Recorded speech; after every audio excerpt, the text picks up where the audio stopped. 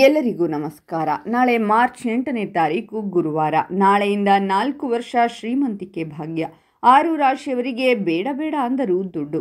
ಹಾಗಾದರೆ ಅಂತಹ ಅದೃಷ್ಟವಂತ ರಾಶಿಗಳು ಯಾವುವು ಅಂತ ನೋಡೋಣ ಬನ್ನಿ.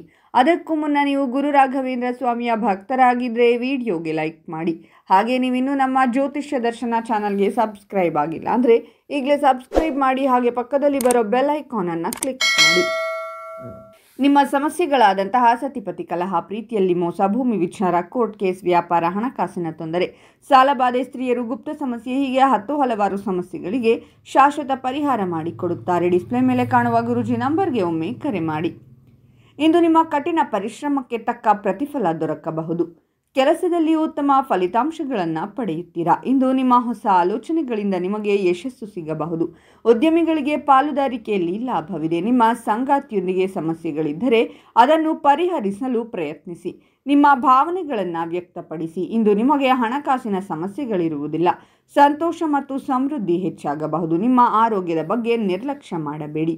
ಕೆಲಸದಿಂದ ಹೆಚ್ಚು ಒತ್ತಡವನ್ನು ತೆಗೆದುಕೊಳ್ಳಬೇಡಿ. ತಾಳ್ಮೆಯನ್ನು ಕಾಪಾಡಿಕೊಳ್ಳಿ. ಇಂದು ನೀವು ವಿವಿಧ ಮೂಲಗಳಿಂದ ಹಣವನ್ನು ಪಡೆಯಬಹುದು. ಪ್ರೇಮ ಜೀವನ ತುಂಬ ಸುಖಮಯವಾಗಿರುತ್ತದೆ. ನಿಮ್ಮ ಮಾನಸಿಕ ಆರೋಗ್ಯವನ್ನು ಕಾಪಾಡಿಕೊಳ್ಳಲು ನಕಾರಾತ್ಮಕ ವ್ಯಕ್ತಿಗಳಿಂದ ದೂರವಿರುವುದು ಉತ್ತಮ. ಕೆಲಸದ ಸ್ಥಳದಲ್ಲಿ ಒತ್ತಡದ ಪರಿಸ್ಥಿತಿ ಎದುರಾಗಬಹುದು. ಯೋಚಿಸಿ ನಿರ್ಧಾರಗಳನ್ನು ತೆಗೆದುಕೊಳ್ಳಿ.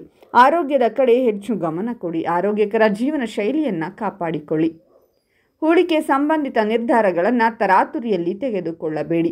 ನಿಮ್ಮ ಸರಳ ಸ್ವಭಾವದಿಂದಾಗಿ ನಿಮ್ಮ ಗೌರವವು ಮತ್ತಷ್ಟು ಹೆಚ್ಚಾಗಬಹುದು.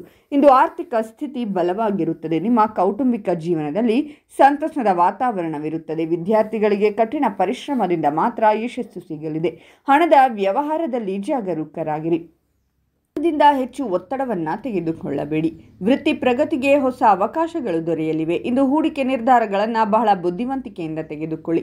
ಇಂದು ಯಾವುದೇ ವಿವಾದಗಳು ಉದ್ಭವಿಸಿದರೆ ತಾಳ್ಮೆ ಮತ್ತು ಸಂಯಮದಿಂದ ಸಮಸ್ಯೆಗಳನ್ನು ನಿಭಾಯಿಸಿ.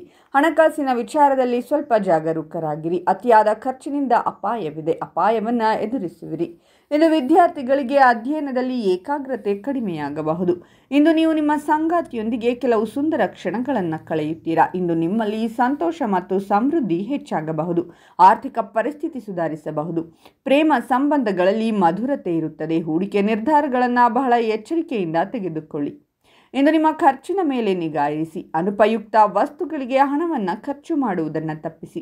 ಉದ್ಯೋಗ ಮತ್ತು ವ್ಯಾಪಾರಕ್ಕೆ ವಾತಾವರಣ ಅನುಕೂಲಕರವಾಗಿರುತ್ತದೆ. ಇಂದು ನೀವು ಉನ್ನತ ಅಧಿಕಾರಿಗಳಿಂದ ಬೆಂಬಲವನ್ನು ಪಡೆಯುತ್ತೀರಾ.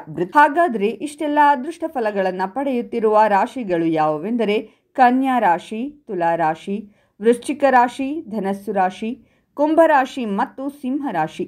ಇವುಗಳಲ್ಲಿ ನಿಮ್ಮ ರಾಶಿ ಇದ್ದರೂ ಇಲ್ಲದಿದ್ದರೂ ಓಂ ಗುರು ರಾಘವೇಂದ್ರಾಯ ನಮಃ ಅಂತ ಕಾಮೆಂಟ್ ಮಾಡಿ. ಈ ವಿಡಿಯೋವನ್ನು ಲೈಕ್ ಮಾಡಿ ಮತ್ತು ಎಲ್ಲರಿಗೂ ಶೇರ್ ಮಾಡಿ.